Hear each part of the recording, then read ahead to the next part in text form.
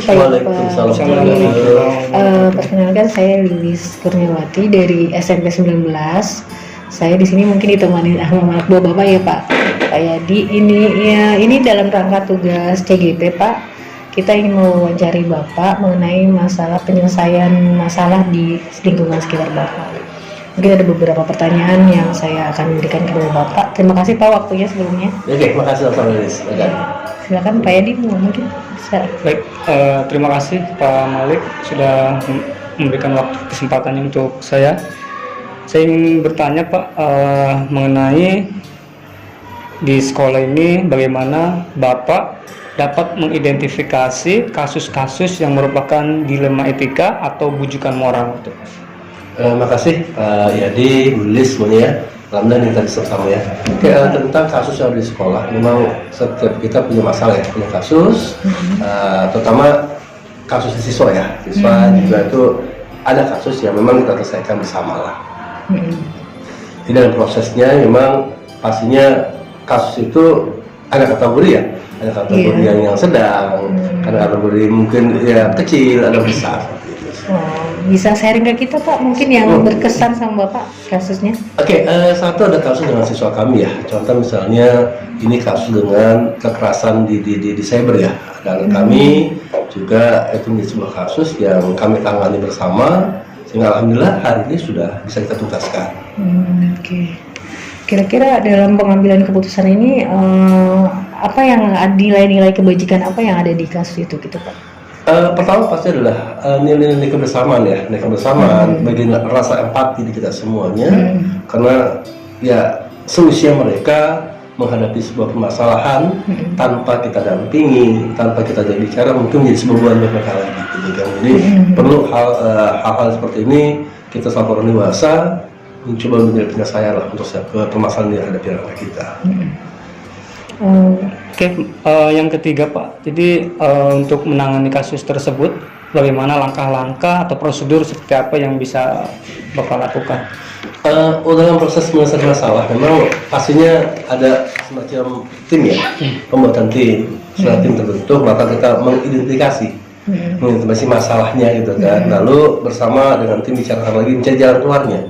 Sehingga itu kita bicarakan, kita buka studi kasus, sebenarnya ya kita undang orang tuanya, kita undang siswanya bersama bicara bareng gitu.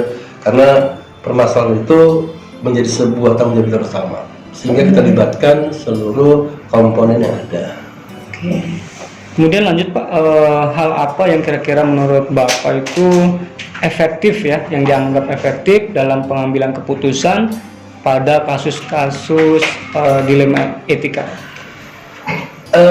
Hal yang menjadi sebuah peran kita adalah bagaimana kita berkolaborasi dalam menyelesaikan sebuah permasalahan.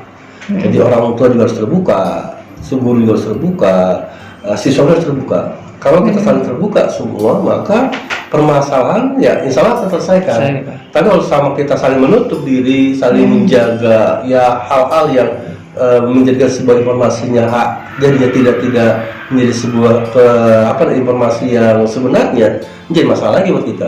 Maka butuh kolaborasi yang saling mendukung, yang sama-sama memang punya keinginan untuk menyelesaikan masalah tadi.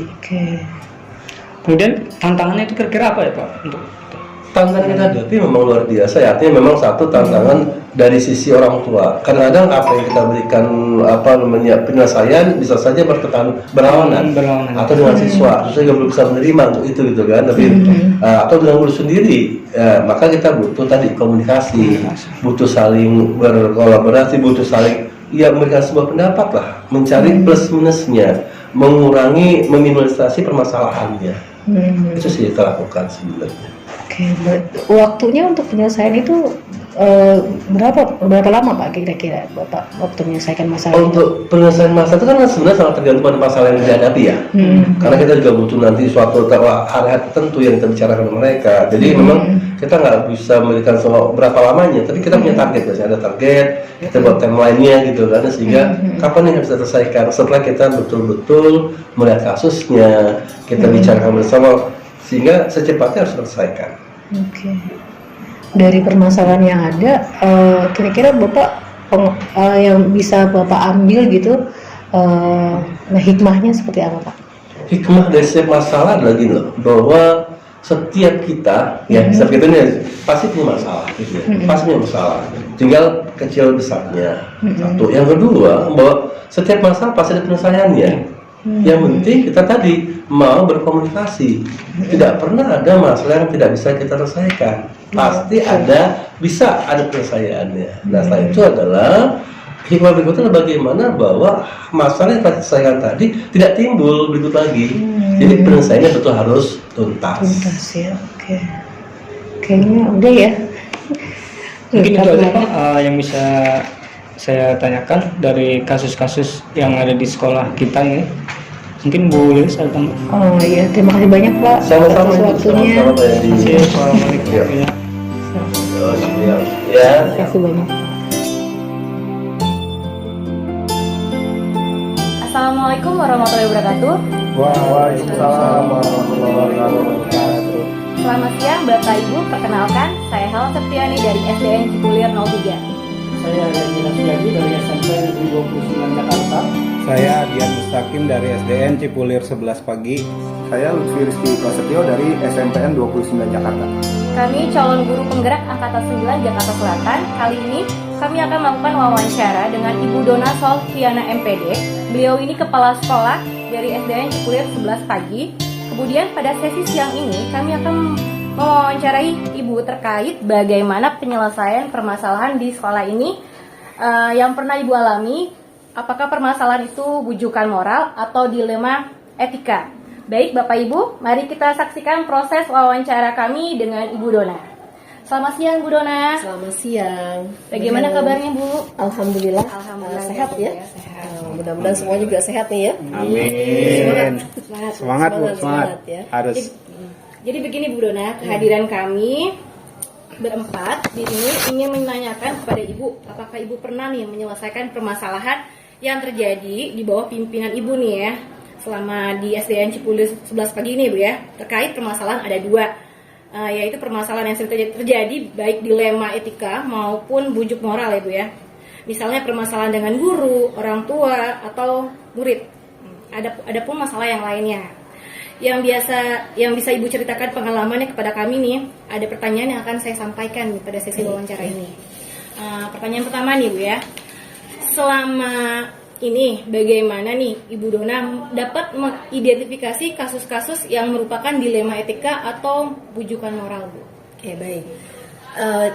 Dilema etika dan bujukan moral itu ya, dua hal yang sepertinya memang sering ya dihadapi oleh seorang pimpinan, baik itu kepala sekolah maupun dalam instansi yang lain. Bujukan moral kita tahu itu hal atau kasus-kasus yang mungkin berkaitan dengan benar atau salah gitu ya. Iya, betul. Kalau dilema etika biasanya itu benar dengan benar gitu ya, atau itu baik dengan baik. Jadi di situ kita merasakan dilema bagaimana memutuskan. Ya, itu memang terjadi juga di sekolah kami ya, Cipulir 11, baik guru maupun murid-murid. Kalau untuk orang tua alhamdulillah ya belum sampai, alhamdulillah tidak terjadi. Kalau dengan murid itu biasanya kita dilema etika ya, jadi ada murid yang memang saat itu apa ya, boleh dibilang melakukan hal-hal yang di luar Batas. batas. Jadi dia kesal dengan seorang guru, padahal maksud guru itu adalah baik. Jadi memang waktu itu sudah diinformasikan bahwa rambut yang panjang harus dipotong. Ternyata anak itu tidak ya mematuhi sampai batas yang sudah ditentukan. Akhirnya dengan izin, padahal anak itu sudah setuju ya Pak dipotong, tapi jangan pendek-pendek. Akhirnya dipotong, memang rapi potongannya. Nah di satu sisi dia merasa itu tidak rapi dan marah ya, saat itu marah dan menyalahkan gurunya tersebut yang memotong rambut. Sampai akhirnya dia marah.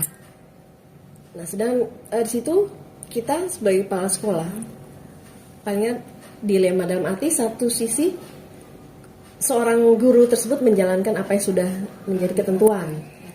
Di satu sisi murid itu merasa dirugikan, kata dia merasa dirugikan, padahal kalau saya lihat tidak dirugikan. Jadi dipotongnya rapi. Situ kita padahal dia merasa, ya kita melihat bahwa di satu sisi guru itu benar, ya, baik ya untuk anak. Satu sisi memang anak itu merasa dia juga benar karena Pak Guru ini memotongnya nggak sesuai keinginan dia. Tapi akhirnya kita panggil anak tersebut juga orang tuanya dan guru yang bersangkutan, dan memang sudah dijelaskan bahwa di situ itulah pentingnya ya kita diskusi ya, kita berunding, kita koordinasi, jangan langsung kita percaya pada satu sisi ya. Jadi di situ peran ketika kita merasakan suatu dilema, kita diskusikan, kita komunikasikan dengan baik apa yang terjadi dan kenapa seperti itu. Nah, sehingga di situ kita bisa ternyata seperti ini. Akhirnya sudah diambil keputusan dan sudah damai ya, bahwa memang guru itu pun ya akhirnya tetap minta maaf, dan anak itu pun tetap minta maaf pada guru tersebut, dan akhirnya alhamdulillah mereka sudah tidak ada masalah lagi sampai sekarang, dan malah anak itu ya lebih hormat juga sih kayaknya kepada guru tersebut gitu. Jadi selama ini nih Bu, bagaimana nih Ibu Dona nih? Tadi kan udah dalam mengambil keputusan di sekolah nih Bu ya, terutama kan pada kasus tadi Ibu jelaskan ya, mana ada dua kepentingan yang sama-sama benar atau sama-sama mengandung nilai kebajikan ya Bu. Jadi kasus yang tadi itu. Iya. Jadi memang jika hal itu terjadi itu ya dilema, kita kan kalau memutuskan sendiri bingung. Jadi perlu adanya komunikasi dan juga adanya koordinasi dengan semuanya. Jadi saya di sini alhamdulillah, selain yang tadi masa tadi kan saya sudah panggil ya keduanya, jadi biar kita mengetahui bagaimana kejadian sebenarnya, lalu kita bisa simpulkan dan kita bisa putuskan. Nah di sisi lain juga kalau ada berkaitan dengan dilema yang lain di sekolah kami, memang kami terapkan kita sering kumpul. Jadi kalau ada hal yang tidak sesuai, kita kumpul, kita selesaikan. Jadi nanti kita selesaikan bersama dengan suara terbanyak, ataupun ada saatnya saya memutuskan ya sebagai pimpinan harus memutuskan. Jadi saya putuskan sendiri sesuai dengan apa yang sudah disampaikan oleh teman-teman guru seperti itu. Baik Bu. Selanjutnya mungkin Pak, berikutnya pertanyaannya. Selanjutnya mungkin dari saya ya Bu Iya, ya Pak. bertanya. Iya. Langkah-langkah atau prosedur seperti apa yang Ibu lakukan selama ini untuk menangani masalah siswa tersebut Bu? Oh ya, kalau siswa paling pertama tetap kita langkah wali kelas dahulu ya. Iya. Wali kelas dahulu menyelesaikan permasalahan yang dihadapi oleh murid-muridnya. Jika wali kelas tersebut merasa perlu penanganan dari kepala sekolah, mereka akan mengajak saya untuk ikut bersama-sama menyelesaikan permasalahan tersebut. Kalau untuk murid saya biarkan dahulu wali kelasnya menyelesaikan. Kalau memang sudah bisa, alhamdulillah. Kalau tidak, berarti bisa kita ajak lingkup yang lebih besar lagi. Nah kalau untuk guru, ya kalau itu murid ya, kalau untuk guru, untuk langkah-langkah pertama memang saya biasa memanggil secara pribadi dulu, ya secara pribadi. Jadi kalau ada teman yang kira-kira ada masalah atau kurang sesuai dengan tupoksinya atau dengan prosedur kedinasan, jadi biasa saya panggil, ajak ngobrol berdua. Waktu itu memang di Cipulir sebelah sini sudah beberapa orang yang saya panggil secara pribadi gitu ya. Jadi saya sengaja tidak mengungkapkan di depan teman-teman. Nah itu. Tapi kalau misalkan itu berkaitan dengan bersama, nah saya panggil bareng-bareng, entah di ruang guru kita kumpul bareng ataupun pernah di musola gitu. Musola kita kumpul, kita ngobrol bareng melingkar, kita ngobrol seperti itu bareng-bareng, kita tuntaskan bersama. Jika ada hal-hal yang memang mungkin tidak bisa tuntas saat itu, ya mungkin secara bertahap pelan-pelan, karena kan ada hal permasalahan yang tidak bisa langsung sekaligus saat itu cair 100% gitu. Jadi tetap bertahap seperti itu. Mungkin itu sih Pak Adit. Iya, terima kasih Bu. Berarti untuk prosedur yang diambil memang sudah mengikuti ya Bu, dari wali kelas dulu. Kalau Iya. bagi murid baru, kalau memang wali kelas tidak bisa menangani, baru turun ke kepala sekolah. Nah, untuk di tingkat guru memang harus dari ibu secara langsung Iya. yang menangani dengan Betul. cara memanggil satu persatu. Nah, mungkin pertanyaan selanjutnya Bu dari saya. Hal apa saja yang selama ini Ibu anggap efektif sih dalam pengambilan keputusan pada kasus-kasus dilema etika, Bu? Iya. Kalau pada kasus dilema etika tadi apa? Apa tadi? Hal yang Oh, hal yang efektif, efektif, dalam ya. pengambilan keputusan dalam kasus dilema etika, Bu? Kalau dilema etika itu mungkin pertama kita pendekatan juga ya, pendekatan pada orang yang mungkin perlu kita dekati. Nanti di situ kita bisa kadang ketika kita dilema itu kita bingung, tapi kalau kita panggil secara personal tadi itu kita tahu dari orangnya secara langsung. Nah, setelah itu tadi kita diskusikan bareng-bareng. Komunikasi itu penting. Jadi ketika kita menghadapi suatu dilema etika itu, selain kita mengadakan pendekatan, yaitu tadi kita komunikasikan dengan baik kepada semua stakeholder yang ada di sekolah. Kalau perlu kita langsung saat itu diskusikan, selesaikan saat itu kita selesaikan. Tapi kalau memang perlu penanganan lebih lanjut, ya kita mungkin akan adakan penanganan yang lebih lanjut. Seperti itu. Jadi memang kalau dilema di satu sisi kepala sekolah perlu untuk memutuskan, tapi di sisi lain kita pun nggak bisa juga egois gitu ya, Iya, hanya betul, keputusan sendiri. Nah, jadi tetap kita koordinasikan dengan stakeholder yang ada di sekolah gitu. Iya, berarti dengan cara Ibu pengambilan keputusan untuk masalah dilema etika itu kita melibatkan banyak pihak ya Bu. Iya. Jadi tidak mau mengambil keputusan dengan secara sendiri atau secara sepihak. Jadi benar-benar melibatkan orang lain untuk ikut dalam menentukan keputusannya. Iya, betul. Mungkin selanjutnya pertanyaan selanjutnya akan dilanjutkan oleh teman saya ya Bu. Ya, baik. Ibu Dona, Iya. pertanyaan selanjutnya mungkin kira-kira hal apa saja Bu yang merupakan tantangan dalam pengambilan keputusan pada kasus yang terjadi di sekolah ini Bu? Tantangannya ya memang tantangannya itu ketika kita ingin mengambil keputusan itu tadi dilema etika ya, jadi merasa nggak enak gitu ya, merasa nggak enak ketika kita mengambil keputusan A misalkan, atau kita mengambil keputusan B, di mana keputusan itu mungkin tidak sesuai dengan sebagian kecil orang.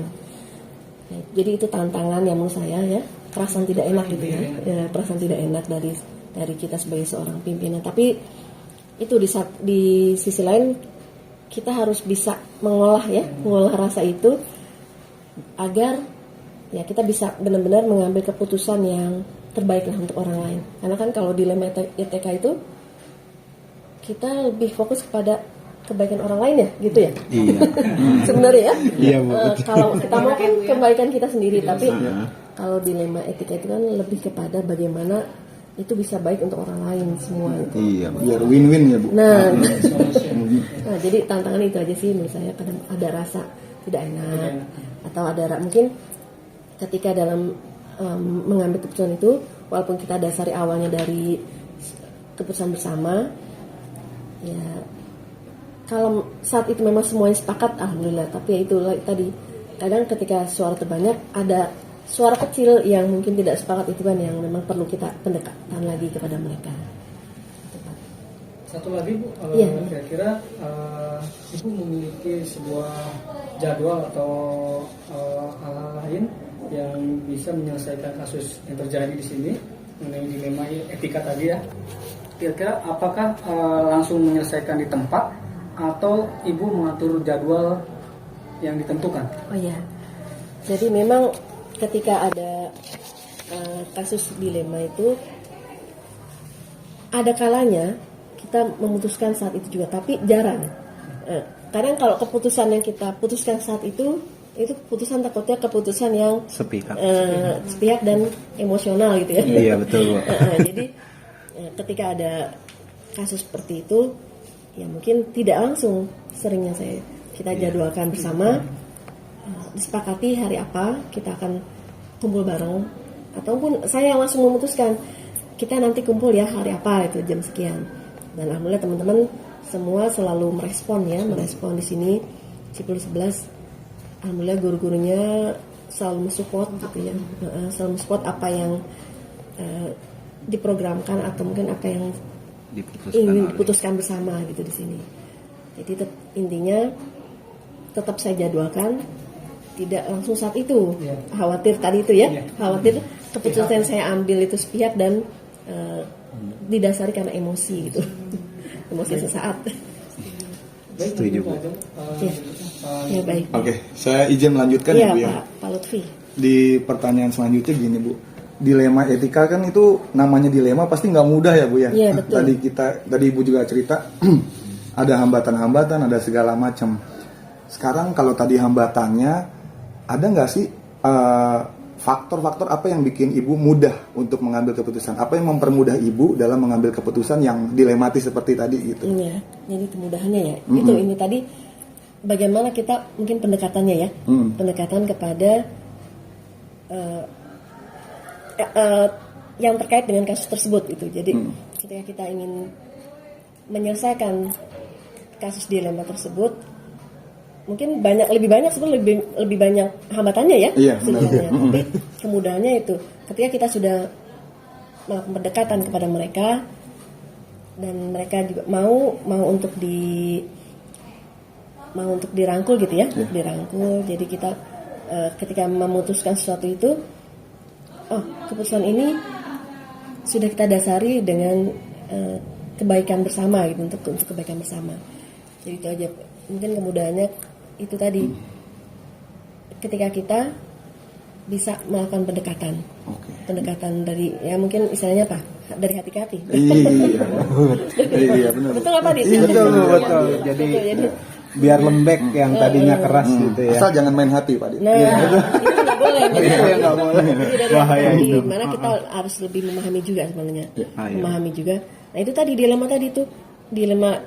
Jadi untuk kebaikan yang lain, ya kadang mengorbankan ada pihak lain yang merasa gitu ya. mengorbankan kita sendiri kadang. Tapi itu yang penting ketika dilema etika itu adalah untuk kebaikan bersama, walaupun di satu sisi kita sepertinya kurang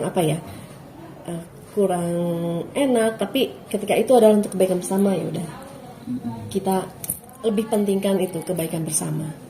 Tapi tetap dalam koridor kebenaran ya. Iya betul. Koridor kebenaran. Kalau hal itu tidak bertentangan dengan kebenaran, ya kita harus tetap ambil yang kebenarannya. Kalau dilema memang dua-duanya benar ya, dua-duanya baik. Tapi itu tadi, kalau ada hal yang mungkin bertentangan dengan kebenaran, ya kita akan alihkan semuanya ke kebenaran tersebut gitu. Oke Bu, ini ada pertanyaan terakhir. Sebenarnya di sini kami memang ingin belajar dari wawancara ini. Kami ingin belajar dari Ibu ya, dari Ibu yang secara pengalaman tentu jauh lebih menguasai daripada kami. Pengalaman Ibu dalam mengambil keputusan tentu sudah sudah banyak itu. Nah, kira-kira nih apa sih yang Ibu pelajari ya selama karir Ibu gitu dalam pengambilan keputusan, apa sih yang Ibu pelajari dan bisa di-share ke kita gitu dalam pengambilan keputusan gitu ya. Oke. Ini bukan hanya mungkin sebagai kepala sekolah ya, ketika sebagai guru gitu ya. Nah, jadi karena saya sebagai kepala sekolah juga belum lama, jadi mungkin lebih banyak ketika saya menjadi guru gitu dalam pengambilan keputusan. Jadi pengalaman ketika kita mengambil keputusan, yang saya lakukan adalah bagaimana keputusan itu bisa memberikan kebermanfaatan untuk orang banyak gitu ya. Jadi tidak hanya kebermanfaatan untuk pribadi atau golongan, tapi untuk orang banyak, untuk bersama. Nah, itu ketika saya menjadi guru juga itu yang saya terapkan. Jadi bagaimana apa yang walaupun itu sulit sebenarnya, itu yang lebih sulit. Jadi kita harus bersikap adil, tidak memihak kepada segolongan orang Iya. gitu ya, tidak berpihak pada pribadi, tapi itu bersama bagaimana kita bisa Merangkul. menyatukan hal-hal golongan yang berbeda itu menjadi satu. Nah di situ ketika keputusan itu udah bisa untuk orang banyak, nah itu adalah suatu kebanggaan bagi diri saya ketika mengambil keputusan seperti itu. Walaupun sebenarnya sulit.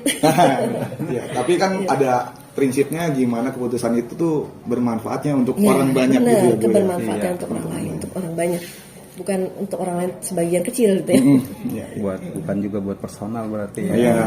Betul. Ya, jadi Iya. Oke, demikianlah wawancara kami dengan Ibu Dona mengenai dilema etika dan bujuk moral. Sekian dan terima kasih. Kami tutup dengan wabillahi taufiq wa hidayah. Wassalamualaikum warahmatullahi wabarakatuh. Waalaikumsalam. Waalaikumsalam warahmatullahi wabarakatuh.